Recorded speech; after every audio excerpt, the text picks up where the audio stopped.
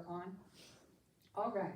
So, when I was planning this talk, I was thinking about turning points in our lives. I mean, how many of you have ever had something that happened where you meet someone or some kind of event happens and here your life's going this way and all of a sudden it's going this way? Yes. At least 1, 2, 3, sure, 4 yeah. hands. So those turning points have always fascinated me because, well, they just fascinate me. Why do they happen? What does it mean? And so forth. So let's see if I can. Aha! It So works. It works. It works. So where I wanted to start actually was back in Sweden, because my ancestors, well, some of my ancestors, I had others from Ireland and England and so forth, but the Swedish ones are the ones that I feel very connected with. And my dad always used to call us the little Swedes. He was a second generation Swede. And so I think about those great grandparents who came over with my great grandparents who were children.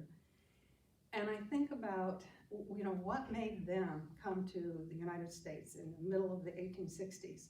They actually came at a good time because just within 5 years, there was huge famine in Sweden and people were desperate to get out. So my great-grandparents and their siblings all came over at one time. I like to think of it kind of like Amish families, if you know. No, they were not Amish, they were Swedish Lutheran people, but the reason I make the equation is because in many of the Amish families, if you know about any of them around here, that their families outgrow the land that they live on. They get more and more kids, there's not enough land to support them. That's what happened in Sweden. So, but I thought this is a good place to start. If they didn't immigrate to the United States, I wouldn't have been born. And think about that with your own ancestors. Yeah. I'm very interested in multi-generational lineage too. So this summer, my daughter and I are going to Sweden, and we are going to, where's Allie? Well, we're going to forget the little pointer. Yeah, we're going to forget the pointer. So anyway, we're going to go land in Stockholm, and then the ancestors came from this place, right down by the sea. And, oh, right over here, right in here. So, lots of Swedes came over from that time. They were all farmers, and then they ended up in Kansas. So they, in the 1860s, and ended up around here in Kansas. I was born here. So, what? Stay close back there by the screen Stay close back Yeah. here. so that they can see everything. Oh, I'm wandering. Okay, so that was the next turning point of them coming to Kansas, because that's where I was born. And so that was a turning point. What if I were born in New York or Massachusetts or South Africa, or, you know, just those coincidences of life. And not only was I born in Kansas, but I was born in the part of Kansas that I love still. They're these rolling hills, they're called the Flint Hills. And so I grew up on a farm that looked something like that in Kansas. So this was my mom, my dad, and this is me, my brother, my sister, and that was our family. So one of the things I learned from that, and I often tell people, you know, with that multi-generational lineage, that those great grandparents who were, you know, homesteading, and they had to work 24/7 just to survive. And so here I am, multiple generations later, and it got in my DNA, that ability, or that. So growing up on the farm was like our family wasn't much different from any other family growing up on the farm. I mean, we started working when we were really little. My sister and I my dad would say, oh, we were maybe 10 or 12. This wasn't unusual. Now it might be considered terrible or whatever, but it was not unusual. Most kids our age did that. And my dad would say, oh, do you mind going out and disking the back 40 or whatever? Never minded, it never occurred to me to mind.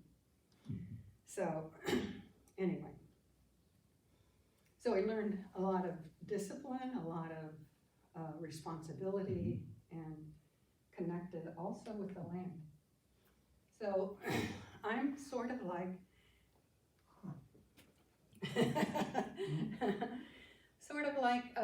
many people who are a generation older than I actually am, who went to one-room country grade schools. But I was the only person in my class for 8 years, and so it's quite an education. I mean, here, that one room, teachers teaching all these kids, and so I, as one of the students, but the only one in my grade for all 8 years, are hearing everything else that's going on in the classroom. So, this was me and my sister. My daughter one time, who loved the Little House on the Prairie books, and she said, Mom, did you wear those hoop skirts like like Laura did? Because it was sort of like back in those days, she thought. So anyway. Then I went to high school. This was the entire high school. There were 15 people in my graduating class. So that means that even if you weren't athletic, you played basketball, even if you, no matter what, you got to be the editor of the yearbook, you got to be the president of the class, you got to do everything. So there were a lot of opportunities that I might not have had in a bigger school. There were also disadvantages, but then this is a very big turning point, because growing up where I did, I always thought that I would go to Emporia State Teachers College, which was like 40 miles from our house. And I never thought about anything else. Then Mr. Lewis comes along. This is 23-year-old Mr. Lewis, who comes to teach at Wilsey High School. And he was a big inspiration. He taught social studies. I later taught social studies for many, many years. And he said, you have to apply for a scholarship hall at the University of Kansas. That's what he did. So scholarship halls meant that there were like 49 girls who lived in one sort of dorm-like thing. We had our own kitchens. We had to cook our own meals in there. It was part of the scholarship. But so without Mr. Lewis saying that, I wouldn't be standing here today if Mr. Lewis wouldn't have said that. Actually, one of my fears is that I would fall in love with a farmer and be stuck there the rest of my life.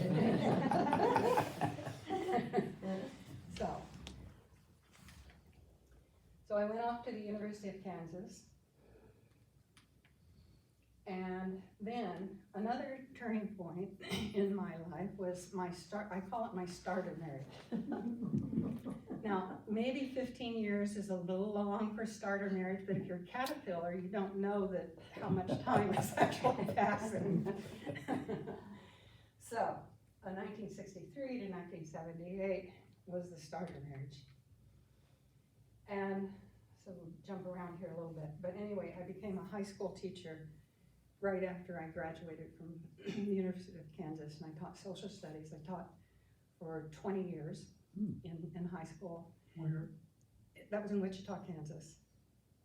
The last 10 years was exclusively psychology in one form or another. So I was very blessed that the classes kept growing and getting bigger, and that I could do that. I also taught women's studies, and even in high school. So that was I actually thought that I would be doing that for the rest of my life, because I really, really did enjoy it. I really liked doing that. So I became a mom. These are my two daughters, Chris and Cindy. And 1974, I got a master's of education. And then another huge turning point in 1978, the divorce, because I like to think about this really in this kind of progression, because if you are a caterpillar and you think about that kind of internal way that a caterpillar really has no choice but to become a butterfly, you know, unless it gets squished or something else. And if that kind of internal movement keeps happening, then, so I actually believe that had I not gone through, I never thought in my life that I would be getting a divorce, but I actually thought that believed that if I did not get that divorce, I wouldn't have followed my soul's purpose. I wouldn't have been able to do what my soul's purpose has been. So then it was just Chris and Cindy and me and the doggies. And then Vic and I, another huge turning point, 1981, Vic and I got married. You recognize him? No. You recognize me? No. So, our lives have, I mean, I wouldn't be standing here today either, because Vic is the one who brought us to Kalamazoo. So then our family grew. So Vic had 2, I had 2, so we became a family of 6. So I often tell people that we probably had a certifiable insane plaque to put on the wall. These kids were 9, 11, 13, and 15. Wow. Oh, So we somehow made it through all of that. By the way, I have to tell you a funny story about David. David was the 13-year-old and Chris was the 15-year-old. And David is somebody who's always known what he wanted. And one day, shortly after we were married, David said, "Dad and Ruth, I want to sit down and talk with you." Okay, so we sit down at the table and David says, "From now on, I want you to think that I'm equally as old as Chris."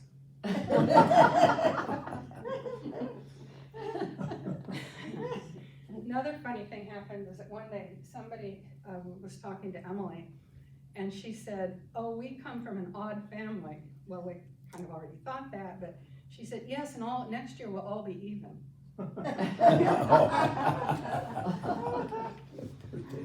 So then we had 3 different foreign exchange students. Roger from New Zealand, and he still feels like our kid. We've been to New Zealand to see him. His parents have been here. Roger's been here several times, and he told me the other day that in the next couple of years he thinks he's coming back. So, and then we had a girl from Belgium, Veronique, and then we had Anna Doherty from Norway, and Chris and I will we'll be at the bottom of Sweden at the end of our trip, and so a little tiny 2-hour train ride, and we'll be in Oslo, and we'll visit Anna Doherty. So then, the next huge turning point in my life was my herniated disc. So, some of you may have had one of those. So, back in the day, this was shortly after Vic and I got married, and like we got married at the end of December, this was in January. Oh. So here I was teaching high school, I never missed a day of school in my life. I'm on my back looking at the ceiling for 2 months. I was also in the hospital for 10 days because they wanted to do surgery and said no. And I mean, they would never, insurance company would never ever allow that today. But then, so I'm actually the year or so before that, the high school teaching wasn't quite as exciting as it was in the beginning.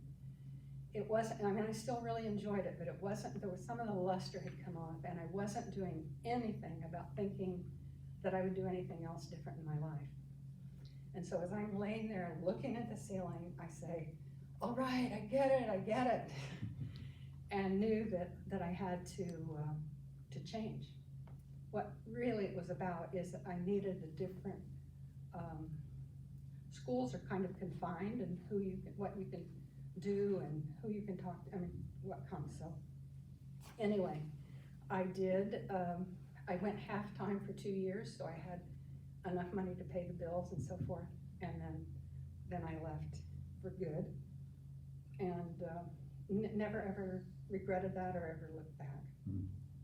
Because I started counseling as soon as, even when I was still teaching half-time, I started counseling and doing work, so this was huge, Mm. turning point. Then so counseling, I started then, this is not how I counsel, but it made me laugh, so I put it in there. So then, ever since Vic and I have been together, we really have been doing a variety of things that really have had the theme of community building. So I'll talk about each one of these. We had a retreat center in Wichita. I had a holistic center in Kalamazoo, and then we had our peace chamber in Three Rivers. So Dharmasala was the first one of those, and that was outside of Wichita, Kansas. And when Vic and I got married, we had this vision of having a retreat center. I did a lot of workshops there, and anyway, it was a place of celebration and community. And so we thought, well, let's have a place about 35 miles outside of Wichita. That'll be a good distance, short enough, long enough. And, but we need maybe like 5 acres of land. And anyway, long story short, Vic is talking to a woman a few days later. It didn't happen. We looked for a while and said, oh, this isn't going to happen. Then Vic was talking to a woman, and she said, oh, did you know that my husband's selling his land out by Whitewater? It's 35 miles from Wichita. Anyway, long story short, that he had like, I forgot how many, a giant farm, but he had surveyed off 5 acres the week before because he didn't think that it had a building on it, which was this building like that. And he didn't think that farmers would want to buy that. So anyway, so along with many, many, many volunteers, that building was rehabbed, and there were many, many celebrations, potluck dinners, and workshops. We've also, not only did I teach there, but also brought in other workshop leaders from around the country. So then, giant turning point. Vic takes a job at the Fetzer Institute. He actually came in 1987. We still had a senior in high school at home, and so I didn't come until the next year. But again, without that giant turning point, I mean, Vic had been a biology professor at Wichita State, and now suddenly he's working at the Fetzer Institute. So the week after I get here, I go into the School of Social Work so I can get my portable piece of paper for Michigan to be a therapist. And so did that and graduated in 1990. And the day after, started a private practice on Walnut Street because one of my teachers was one of the co-owners of that building, and she invited me to come there, and so I was there for a long time. Then, but I'd always had this dream of creating this holistic center, and so worked with other people for a couple of years actually in visioning and bringing this into fruition. And we started in 1993. And so we had massage therapists.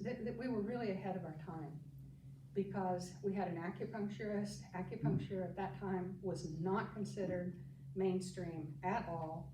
Massage therapy and we had a nurse practitioner. We had a person who did yoga as a healing modality. And one chiropractor. And then there were 2 or 3 of us who were psychotherapists. So that was, it was also an experiment to run it as a consensus-based operation. And in the training that I'd had about group leadership, my teacher always said, you have to have someone who holds the feather of leadership. It is not heavy-handed. We operated on consensus, but I held the feather of leadership.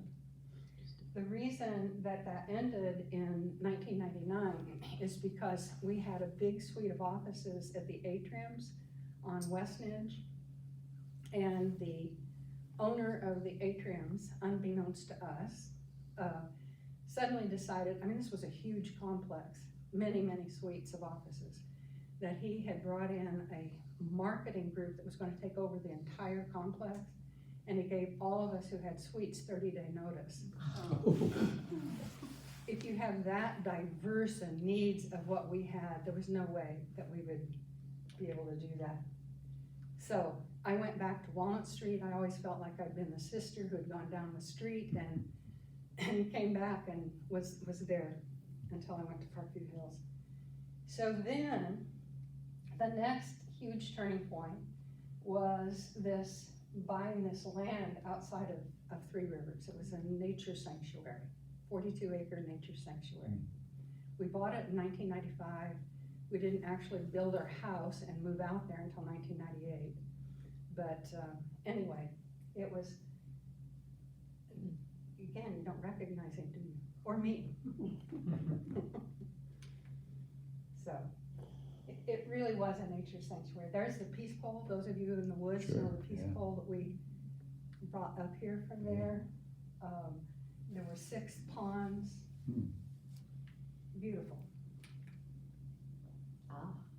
Okay, so there's a story about that. When I'm driving to Kalamazoo in 1988,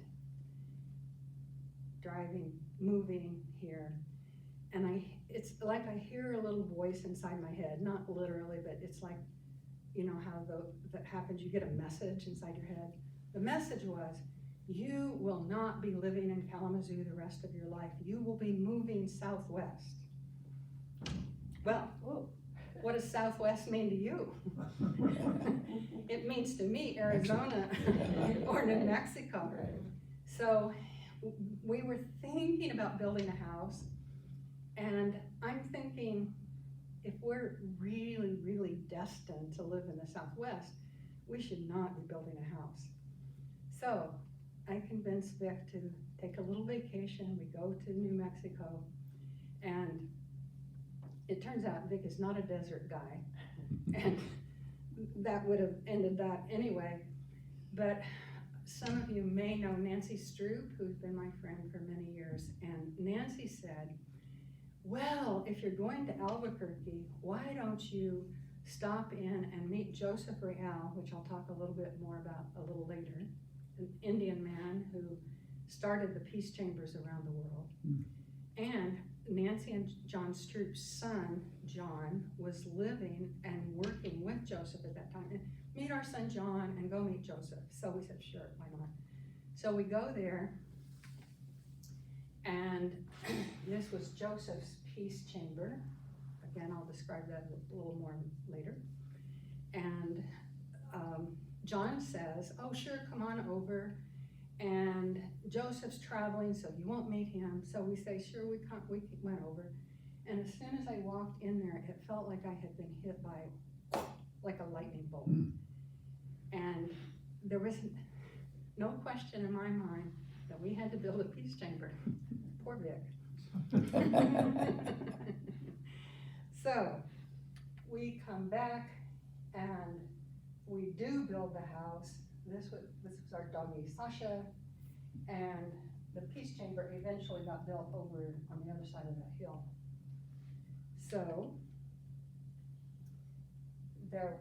now we have 2 llamas, a dog, 2 little goats, herb gardens, etc., etc. But 1998, when we build a house, is definitely not a good time to start a peace chamber, building a peace chamber. 1999, Vic is building a pole barn for stuff, and and that's not a good time.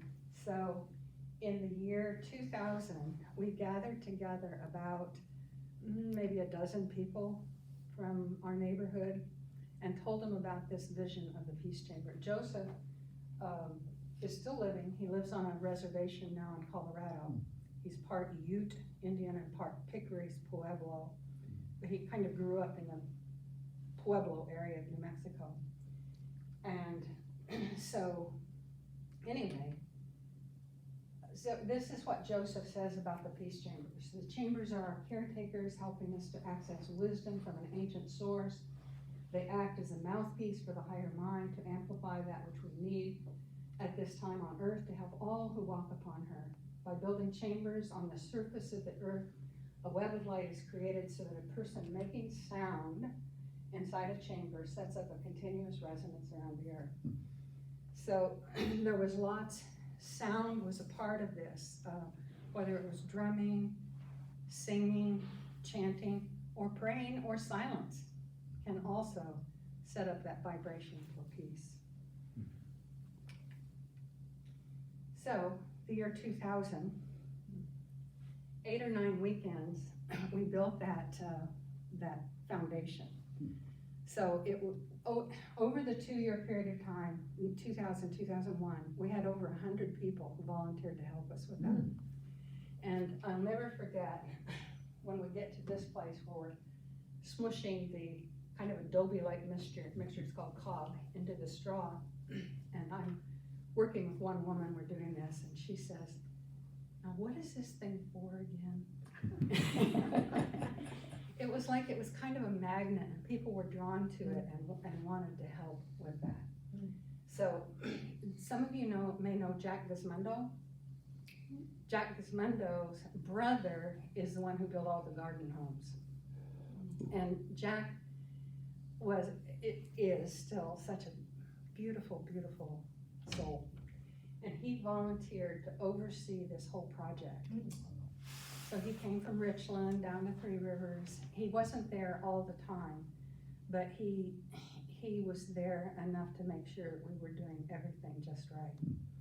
We also had a man who had 3 tours of Vietnam who volunteered that year to be kind of like a construction manager, and he would show up Saturday morning, 8 o'clock. I still don't have my coffee all finished, and he would be there ready. So we would have maybe 8-10 people every weekend, 8 or 9 weekends each year. And then the next year is when we did this straw bale construction. There was actually an engineer from a NASA engineer from Ohio who was an expert in building straw bale constructions. So he came up and told us how to do that. That wasn't Jack's forte. And then you stomp on its mud, its earth, sand, clay, and straw, and kind of like stomping grapes. That's what we're doing there. Oh my goodness. So you stomp that and to make this adobe-like mixture, and then you push it into the straw bales. So that's what it looked like when we were all done. So it held maximum about 35 people. So occasionally we had 35 people in there. So then, as part of the Peace Chamber community around the world, there, every 2 to 3 years, it was 2 years in the beginning, then it turned into 3 years, there would be an international gathering of people who have peace chambers. So we went to all of those during the time that we were there. So that was one when we went to Scotland, and we were younger then, so we backpacked the whole time. Public transportation. I might also mention Texas is the first one, and that happened that gathering was right after 9/11. Ooh. And we had planned to fly down there. We'd also planned to fly to Kansas to see a new baby granddaughter who was born 5 days before 9/11. And as it turned out, we hopped in the car and made a 2,000-mile round trip and drove. That was actually the first time that we ever met Joseph. So most of the people who built peace chambers had done dances or different kinds of work with Joseph for many years. One of the things that we did there, a friend of mine and I, named Kay Ferry, for 7 years, offered what was called a sound mystery school. So we were using sound as a healing modality. It was a year-long program. And we had people from far and wide who came. And then, next big turning point, the decision to move to Friendship Village. So, I'll tell you just briefly about that one. That 2017, I asked Vic what he wants for his July birthday. He says he's getting tired of mowing all of those trails around that land. We also had not only the Peace Chamber, we had a rental house, we had a cabin, and so he was like our property man. He was getting tired of doing all of that, and he wanted more time to read and to not be so busy. So we talked about Friendship Village. We never actually went to any other place or checked any place else out. We knew Janet Witt and we knew Barbara Jones. And Barbara and I met her like the week after I moved to Michigan. And so we used to have lunch about once a month. And probably 2 years before, let's go to Friendship Village and check it out, Barbara and I are having lunch. And she leans over and says, "Ruth, some people wait way too long before they come here." I said, "Barbara, I'm not ready." So, but anyway, those were the only 2 people that we knew at Friendship Village. And so Vic and I said, well, let's just go check it out. You know, talk to Thomas, see whether, you know, it's even financially available or whatever, just find out information. In my mind, I'm thinking, okay, 4 or 5 years, we'll check this out. The next day, so we do come and talk to Thomas, and the next day, I'm sitting in my office and I have this sense, I can't describe it any other way than like urgency. It's sort of like the thing that happened with the Peace Chamber. And I email Vic, because I'm still in my office, Vic, we have to do this. I get home, Vic is somebody who normally takes a very long time, like a year or more, to make decisions. He's researching, checking things out, talking to people, finding out all the, and his eyes are like this, saucers. The next morning, he says, "You are right, and we'll be in there in a year." He never wavered, not one time. So who knows why that urgency came, but had that urgency not come, we wouldn't probably be standing here today because, as we all know, there are big waiting lists. So there you go. And here we are. Okay, there's some other turning points so yoga has been in my life since I was in Kansas, and for more than 45 years ago. And when I first started, I found a book, but at the back of the book were some routines. And I knew that I had to do that. There was not a yoga class when I started that within 1,000 miles of Wichita, Kansas. And so I faithfully did that. It's always called me. And so in, I don't forget the year about it, but the year that I turned 65, I thought, what do I want to do to announce to the world and to myself, I'm not buying into what 65 means. So I think, well, I would like to do a yoga weekend workshop. And Melissa had already been my teacher. She now lives in Santa Fe. And so I said, Melissa, can I just do a 1 weekend? She had just started a 200-hour yoga teacher training group that went over a year's period of time. And she said, sure, you can just come for 1 weekend. So of course I caught on fire and had to do the whole thing. Then about 3 years later, I had to do the 300-hour, and this was our graduating class about 2016. So I've been a writer my whole life, and so these are the 2 books that, well, other than Storyworth, which is a different whole genre, but anyway. 12 Songs of the Soul, which is an integration of astrology and psychology about the different facets of who we are.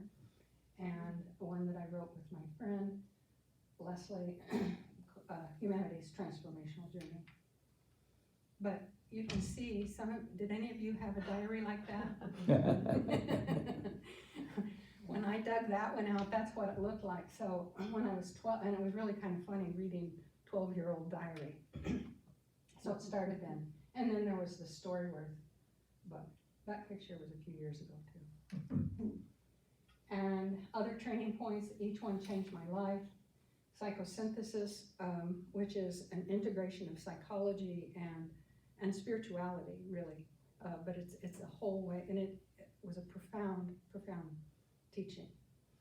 And then have any of you, I know Caroline has, have any of the rest of you ever known Angela Zarian? I consider her, besides my psychosynthesis teacher, I did 6 years in Boston with the psychosynthesis teacher, but Angela was one of my very special teachers in my life.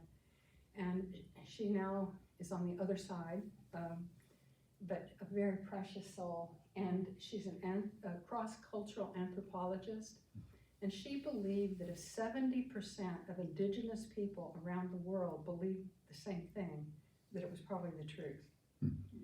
So when she boiled those all down, it was show up, pay attention, tell the truth, and let go.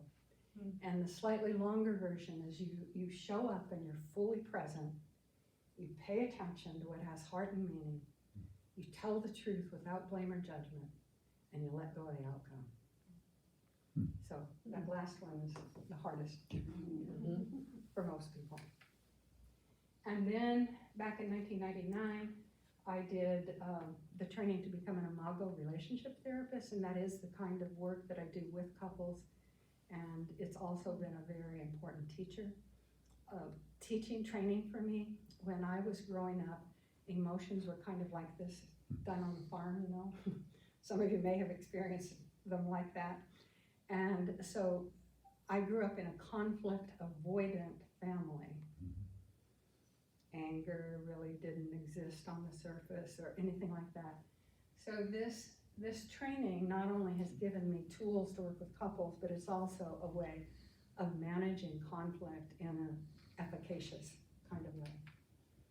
And then perhaps you might get an idea that when I'm 104, I'm probably still going to be doing something. About 3 years ago, I discovered brain spotting. I had used EMDR, which is a modality working, I've done that for 25 years, working with people with trauma and so forth. And brain spotting was developed by a man who had been an EMDR trainer. And so the last 3 years, I've done a lot of brain spotting. In a very brief nutshell, it's like your eyes will automatically orient to a certain kind of place. You'll notice if people are talking, their eyes may kind of go off in a stare at a certain way. Well, we call that the brain spot. And if people then, like I will hold a wand, but it doesn't have to do that. They could just be looking at a spot on the wall. And if they hold their gaze on that for a period of time, material from the unconscious begins to come conscious, things that the cognitive brain cannot access. So I could tell you stories about some of the kind of profound things that happened. So then the next question is, when will I retire? Because here I am, 80 years old, and I'm still working. And maybe it's those Swedish ancestors, I don't know. But what I do know is that I still really like what I'm doing. And what I do know is I will know when it's time. And it's not right now. So, 2 roads diverged in a wood, and I took the one less traveled by, and that's made all the difference. And that's it. Thank you for being here. I so appreciate that you're here. To do this in front of a wall would not have been easy.